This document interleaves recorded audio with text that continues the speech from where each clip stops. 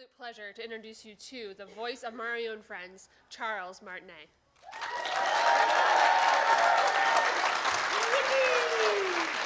Hi, I take video of you. Thank you. First of all, let me say, it's me, Mario. Mamma mia, you're number one. Luigi number one, Luigi number one. Wario number one. And everybody forgets about Wario Luigi. And baby Luigi. And baby Mario says, let's go. Yahoo! Thank you very much. Thank you. I put on my clothes. This is how you can recognize me. Yippee! Such a pleasure to be here in Lexington, Kentucky. I'm going to sit down because that's what I should do, right? So I can be close to the microphone. I got to sit down. Hi. First of all, thank you so much for coming. You know, it is, oh, thank you. I got water. Whoopee, got what I wanted. You know, it is such an amazing pleasure and joy to do what I do. I love every minute of it. I love the people I work with. I love the people that I meet at shows like this. And it's because of you that I get this marvelous life. So thank you very much. And thank you very much for playing my games. Woohoo!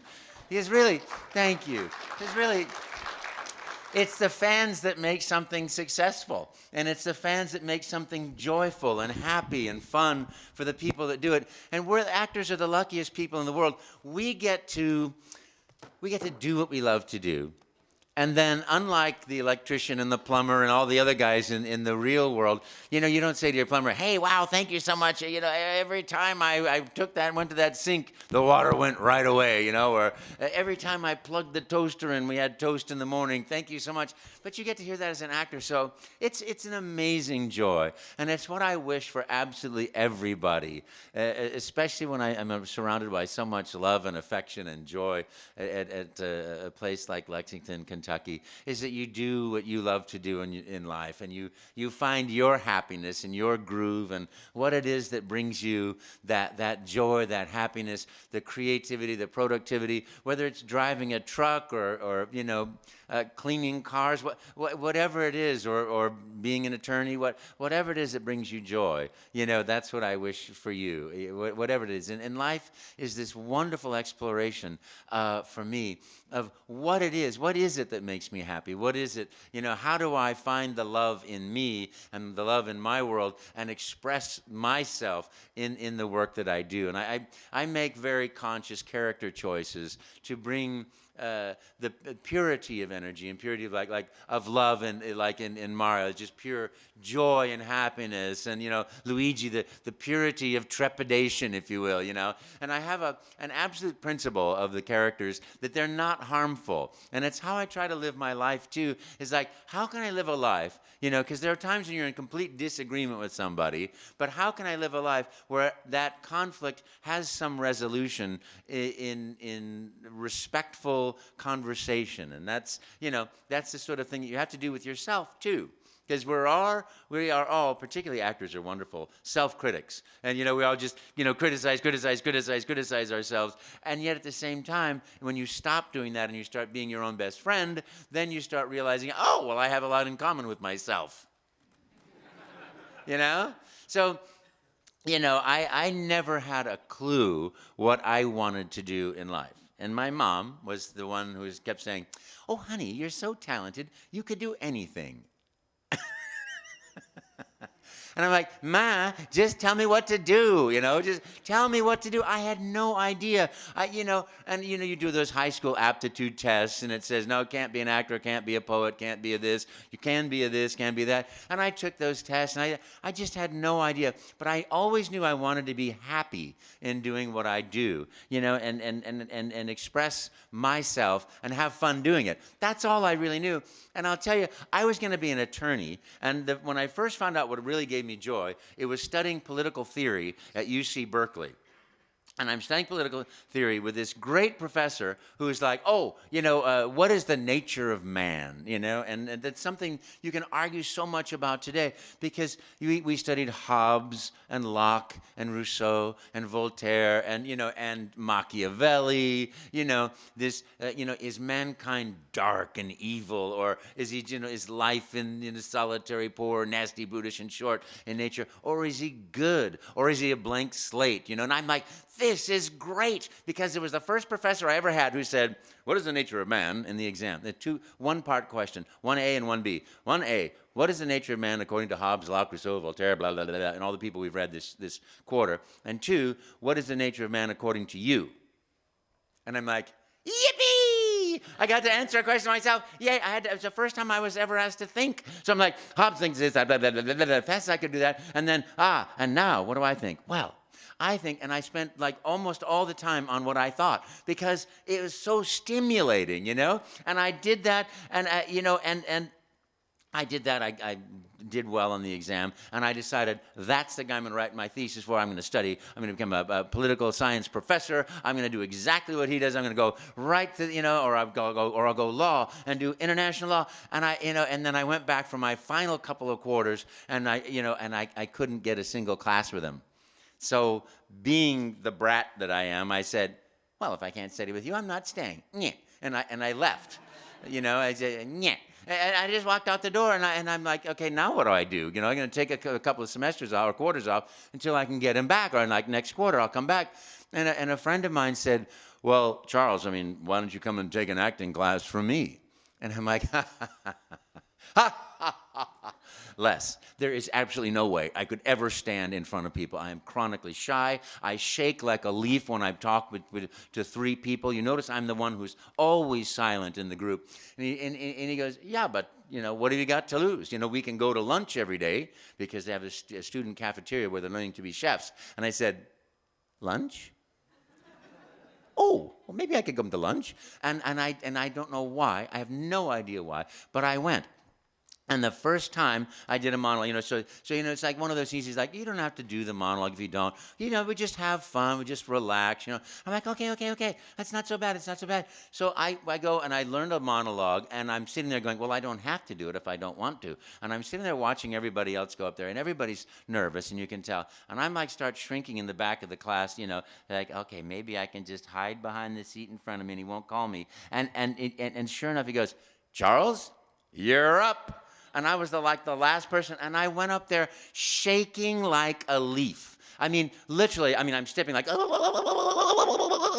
going up, and I stand up there in front of everybody, and I'm like, and of course it's like the Spoon River anthology. It's like, my name is Harold, and I died a terrible death in a fire by the warehouse when I was in there sleeping at night, and it was, and it's like this, typical new actor sort of monologue thing. And I go in there and I start talking. I have no idea what I'm going to say at that point. Everything is completely gone. The whole room is like adrenaline rush. And I start, my name is Harold, and I died a terrible death, and blah, blah, blah. And I know that I'm shaking so much on my right foot that I put my weight on it to make it stop shaking. And then the left one starts shaking, and I'm like, oh, and I put the weight. You can hear myself saying, put the weight evenly between the two and spread your legs a little bit. So I go, and I put them like this, and I might have said that, and I died a terrible death. Open your legs a little bit and put your weight evenly. And then I had the fire started, So I do that, and then both of my legs are shaking like this. And I'm like, and I'm convinced that they're hearing, my name is Harold, and I died a terrible death. I don't know what I said or how long it was. I finished, and I went, because I was convinced I was going to die. My inner monologue was, you're going to die, you're going to die, you're going to die. And I finished this up, and I'm like, and then people go, yay, like everybody does. You go, yeah, that was horrible. That was terrible.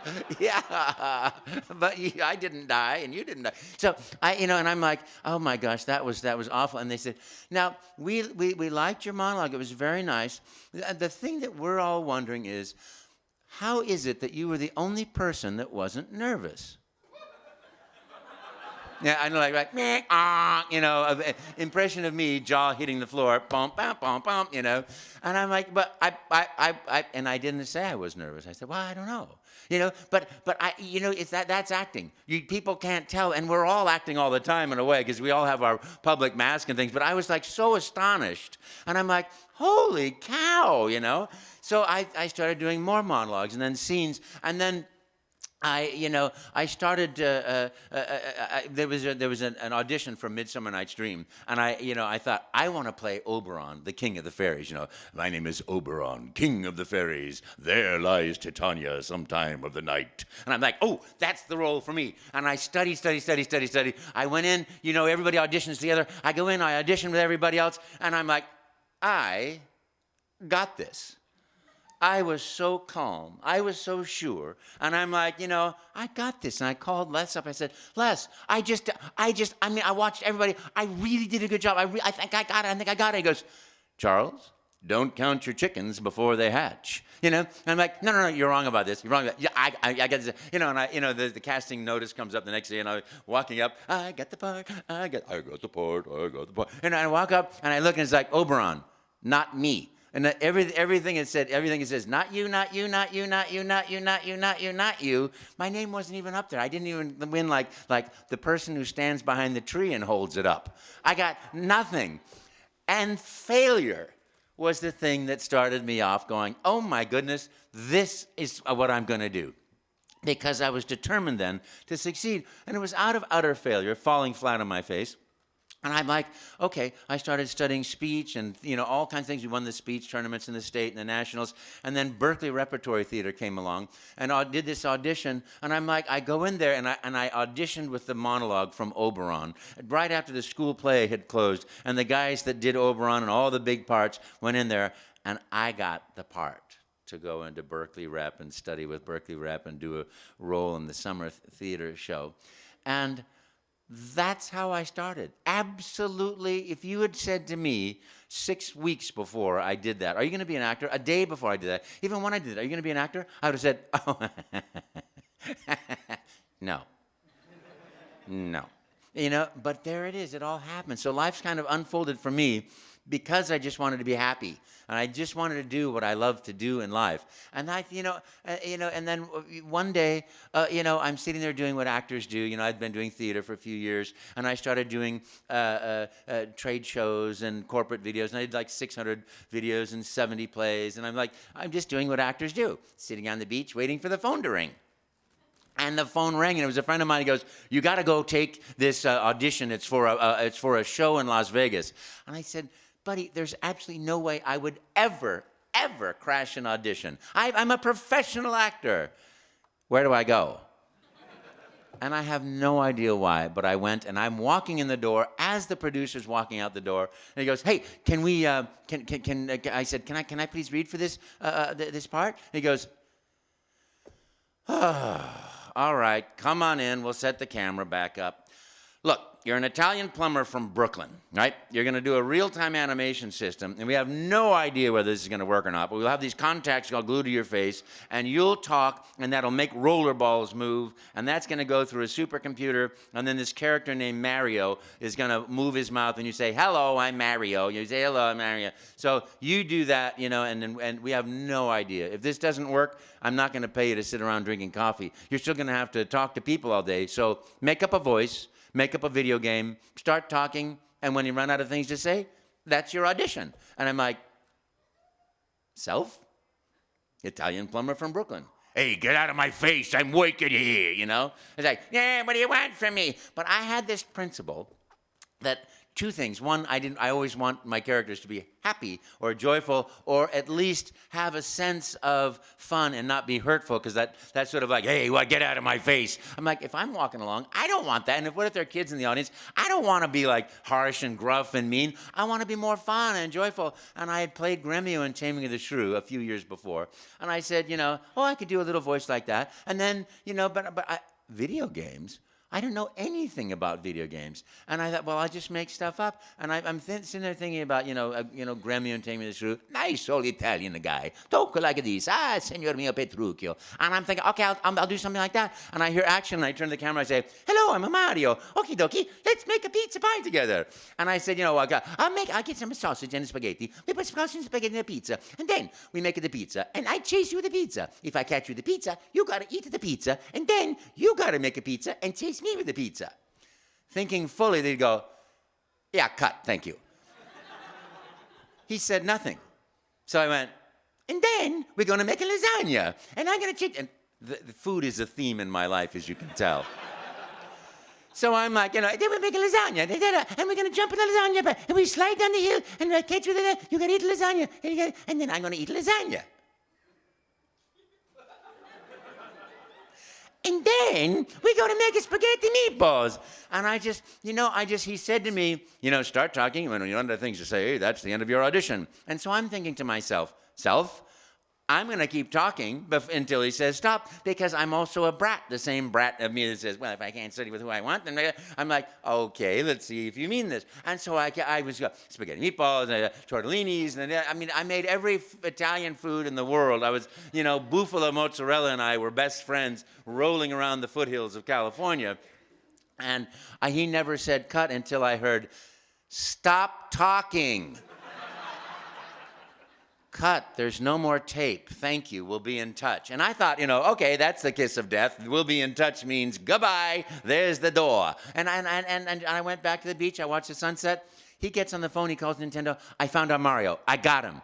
I was the only person that didn't stop talking. And he gave one direction, don't stop. And everyone else had gone, hey, my name's Mario, I'm a plumber from Brooklyn, how you doing? Like that. And as soon as they broke character, that was the end of the audition. Yep, like that, thank you, next. And I didn't know it. All I knew is I wanted to have fun, because the audition was everything to me. All right, if I'm going to go because I'm going to have fun. And that's it, not because I need the job or want the job or I got to have the job. I don't know what the producer is looking for. I don't know. I wasn't asking myself the questions of what will get me the job. I was asking the question, what's going to be fun? And my principle of joy and harmony and goodness in characters came out of this wonderful young man that I had met in my first acting class with Les, who had a very pronounced stutter. And I, as young people do, you ask, how come you have a stutter? Have you always had this stutter? I asked him, and he said, no, I turned 21 and I was in Las Vegas at a show, and there's this particular comedian who made comedy out of, attack. And I had we were having our dinner, we had a nice table. All of a sudden, the lights came up on me, and this comedian goes, hey, it's somebody's 21st birthday today. Look at that ugly hockey puck. Look at that ugly kid. What a boy, I bet your mom wished she would never had you. And, of course, every time he's saying this, people are laughing, and they laugh more and more. And the more they laugh, the more this guy is getting smaller and smaller, more and more humiliated. As and I don't know, you know how it is when somebody makes a joke about you, the heat in your face just goes, and then it's like, oh my gosh. And then you start thinking they're right, and then you start, and he said, I woke up the next morning and I had this stutter, and I've had it ever since. So the life lesson for me in that was never make comedy hurtful. Always make it fun. Always bring the comedy back to the character. It's like, oh, have a rotten day. Yahoo. It's so silly that it's just not really, there's no directness to it. And you don't project the energy that way. You project the energy like this. So it's bouncing around and coming back to you, And so that was just, for me, just so incredibly lucky that what I happened to do matched with what Mr. Miyamoto was looking for in a character, and matched a certain level of happiness and joy and innocence and fun. Because you know how life is. We all go through these things that teach us how to be cynical and bitter and cold and all these other things, which we do far too well in our life.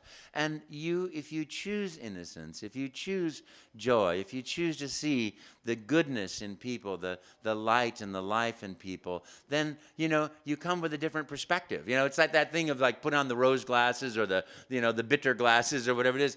Life can always look bad if you're always coming from the position of it. Life is tough. Life is, and I hear actors go, "Oh man, it's tough being an actor. If you don't want to be an actor, if it doesn't breathe the blood in your veins, don't do it." And I'm like, oh, you could say, "Whoopee! It's fun to be an actor."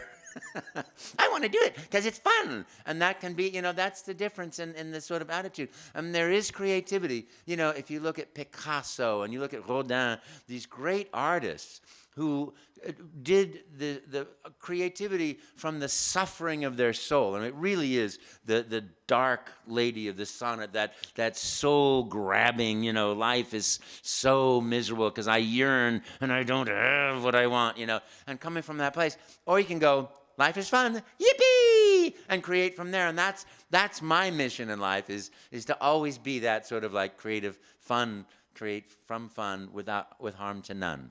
So that's me in a little nutshell, and I mean nutshell because I am.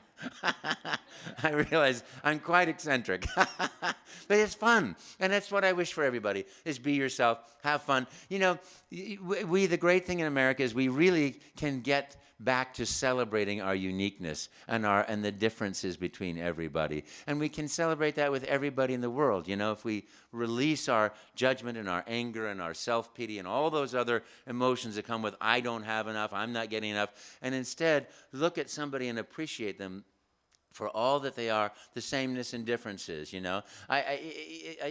it's just wonderful. It's wonderful to look at people, and it's wonderful to look at all of you, and thank you so very much for coming, and thank you so much for being unique. I love Lexington Comic and Toy Con. To me is it's like a super fabulous place. People are so happy, and I see that you guys here have such wonderful attitudes, such great families all traveling together, and you guys are meeting each other. These cons are so great because you kind of get the chance to meet friends for the rest of your life, which you don't get to do that much in life after you leave college. So this is like this enormous, place of joy and fun. So that's great. And thank you very much for coming by and saying hi. I'll be signing at my booth, obviously, and come by and say hi, and we do photographs and things like that. But I want to open it up also to questions if anybody has any questions. Yeah, we have, if you have some questions, I'll start up here, but we can start a little line. We've got some time for some questions.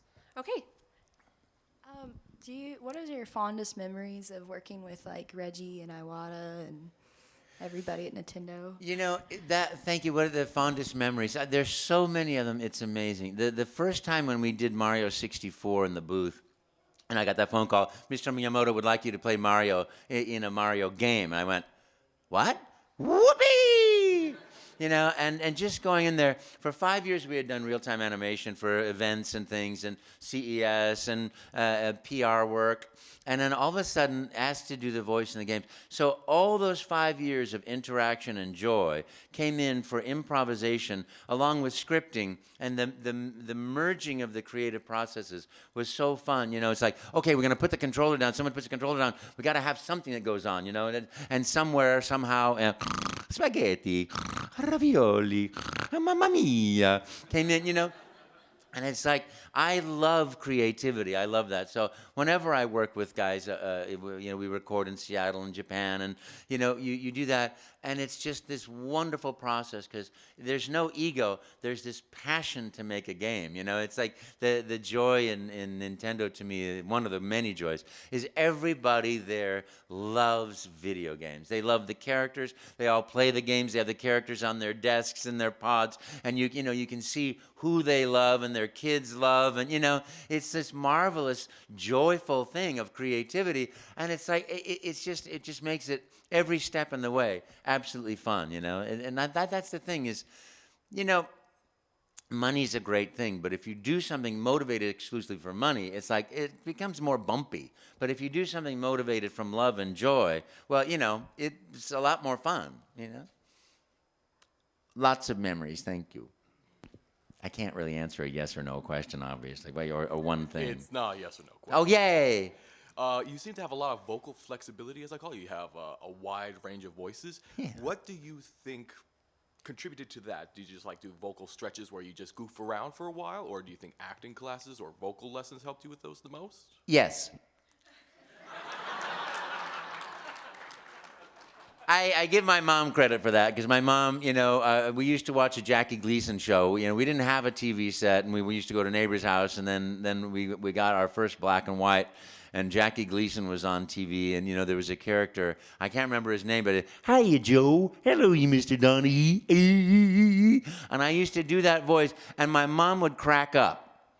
And so I would hear somebody else's voice, yabba-dabba-doo, and I'd do that. My mom would crack up, and she would play the witch, the wicked witch, and chase us around the house with her little, so I would start doing all that stuff because it was fun to be that class clown or that other thing. And even though I was way too shy to do that, I could do it with a certain number of people, my mom being the star attraction to make her laugh. So that was that. And then, of course, I did acting classes. I actually, after Berkeley Rep summer, I went to England to the Drama Studio of London and studied there. And I think that's a great idea. I mean, it is, you got to pack your own parachute. You got to, have something to fall back on. But if your passion is voiceover, you just do what you love to do. And things can happen, if you let go of that third eye. Acting is very much like the dog chasing a ball or a stick on the beach. You throw the ball and the dog gets the ball and brings it back. He's not thinking, I need to do this run like this, or ask a horse. I'm in a horse territory. Ask a horse, it's like, how do you win the race? You run, The horse isn't thinking, gee, I wonder what I should do. I know that my jockey is, maybe I should run like this, or maybe I should run like that. It's just, you just do. And so you study. You watch people, you watch TV. This is my dose as Dr. Martinet is watch lots of TV. No, watch lots of cartoons. Watch those voices, imitate those voices. See what it is, why the guy with the big jaw might sound like that, or why the BDA guy might sound like that. And so you start teaching yourself as well as training yourself. Acting is observation, and then it's creation of that, or not creation of it, but recognition inside yourself and expression through yourself. You're sort of like the vehicle. So if you watch somebody who walks, a certain way, and he sounds a certain way, or you learn how to walk a certain way, like you watch somebody else, and then you learn how to refine that and make it small and make it invisible, then you start being able to release the training and chase the stick, because everything has to be an end in itself. The audition to me is always the end in itself. It's like if I'm going to go to audition, it's not to get the job, it's to have fun at the audition, and then you get the job. But if you go to the audition to get the job, you won't get it. The old vaudevillians used to put bologna in their shoe, and it was forget you money. It was to make them feel funny. They'd put like a $5 bill in their pocket, because it's like, I don't need this job money. I'm going to go out there and be funny myself, And so, when I say $5, it's probably more like 5 cents back then.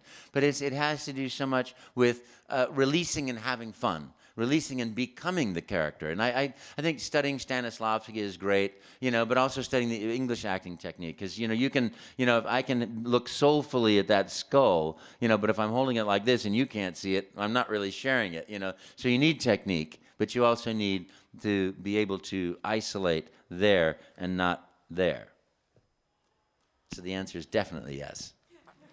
So, how do you formulate a voice for a character? Like, what's the process for that? I look at it and I go, yippee! I look at that character. Oftentimes you just get a script, and it's like you get like a couple of things, like, old fatherly loving guy. You say, oh, hello there, it's me, an old fatherly loving guy. So I did, what was that? Ratchet and Clank. I did Orvis.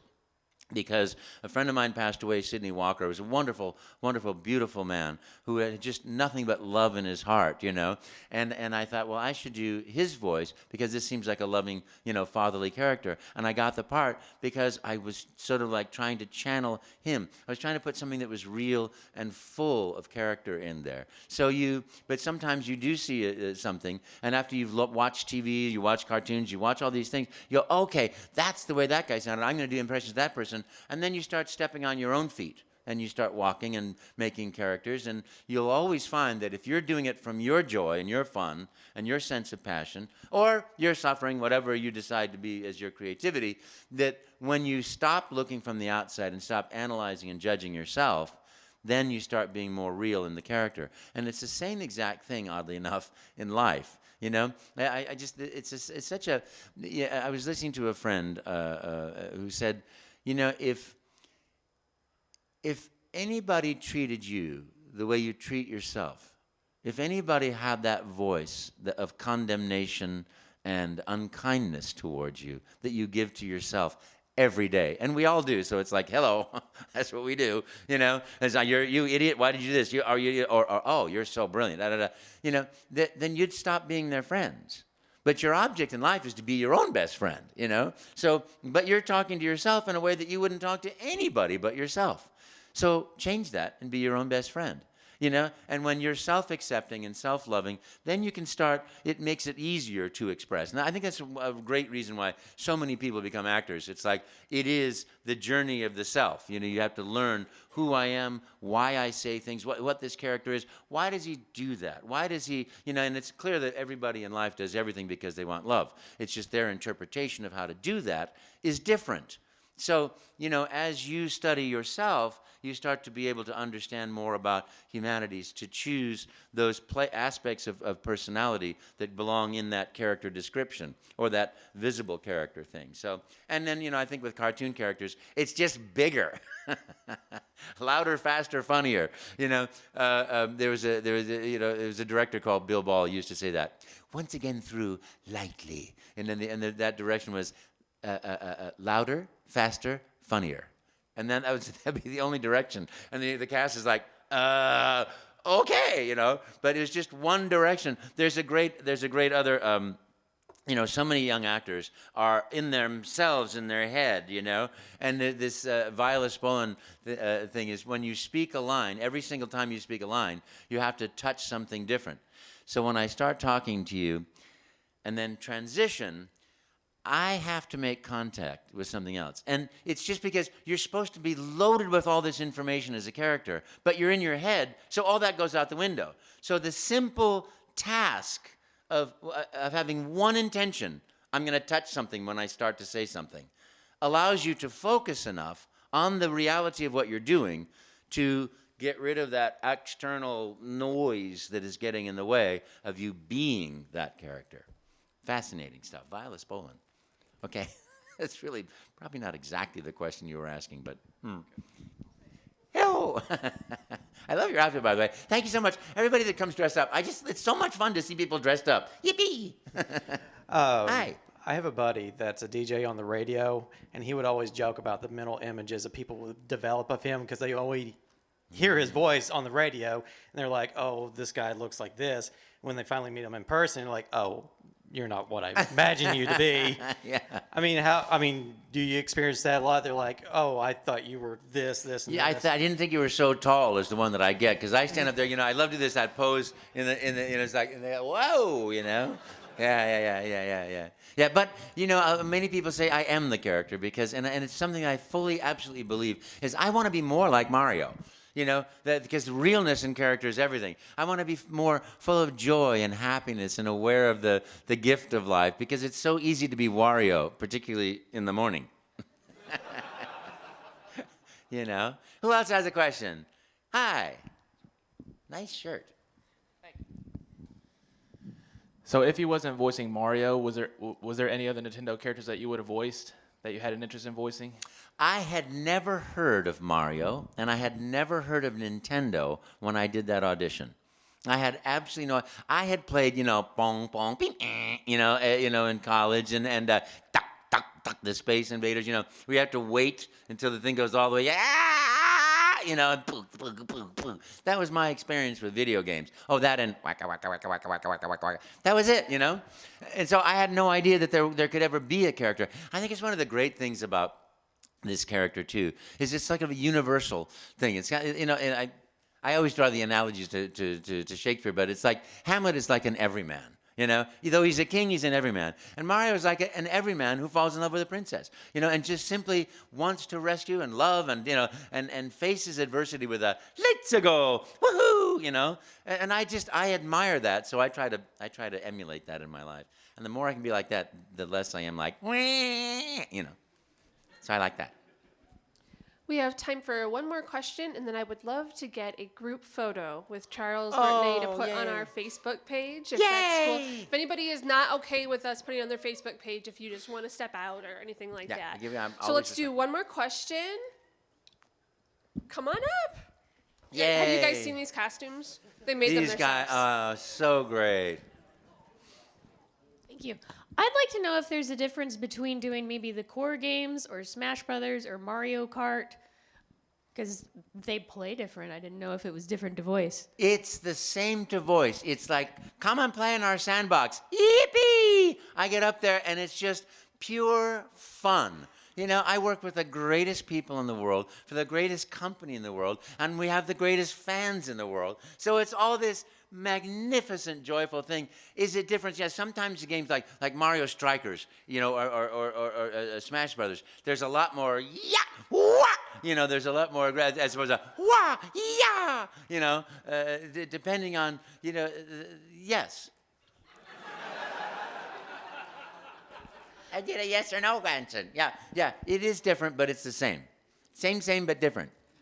All right. So, Charles, let's have you come I'll stand up over in here. front. Yippee! And then we'll do 2 or 3. The Okay. first one that we'll do a thumbs up. The second one will be the 2 peace signs that's out. so great. And the third one will be the brick breaker. Okay. Okay? And it'll be on our Facebook this evening. So feel free to tag yourself or share it, whatever you want to that's do. so great. Copy. Yeah. It'll be our Charles. It's facebook.com/charles.martinet.fan.page. So good luck with that. Yeah. Right. Yes. Yes. Facebook.com/Charles. Martinet. .fan.page. And my name's Dot. No, it's not. Okay, so Charles, we'll have you in front here so I can get like a good aerial photo. Yeah, right up in front there. Okay. Aerial photo time. Yippee! Do you mind? Is it okay? Yeah, stand up. Everybody stand up. Everybody stand up. Yippee! Well, you guys have to come over here too with the head. Yeah. You have to come over here, you guys. Probably need you to get in closer. Come on here. So great. Yeah. Oh wow, look at that. Come over here. You gotta come in here too. Terrific. Okay. Okay. So the Here, first come on, one, we're gonna do 2 thumbs up. All right. Thumbs up. On the count of 3. 1, 2, 3. Awesome. Okay, let me start with you. The next one, we're gonna do peace signs out. Peace sign. Ready? 1, 2, 3. All right. Yay. Now Okay. the brick breaker. Here we go. Whoopee! All right. And now I'm gonna take a little short video. On the count of 3, I'm not gonna say anything. I'm gonna go. I want to woohoo in your best